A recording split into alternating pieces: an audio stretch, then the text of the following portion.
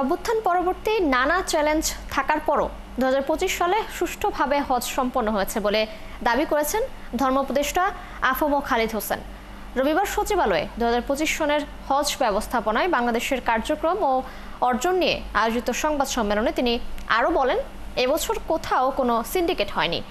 ধর্মোপদেষ্টা বলেন, 2026 সালে আরও সুষ্ঠুভাবে হজ কার্যক্রম পরিচালনা করার পাশাপাশি আগামীতে খরচ কমানো হবে।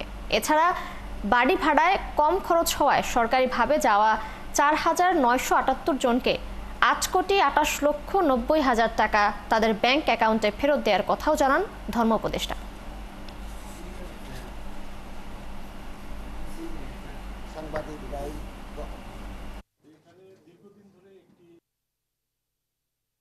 বাংলাদেশের ইতিহাসে এই হজ ব্যবস্থাপনা একটা মাইলফলক হয়ে থাকবে। এই ক্ষেত্রে আপনাদের অবদান সবচেয়ে বেশি। সিন্ডিকেট কাজ করতে পারে নাই।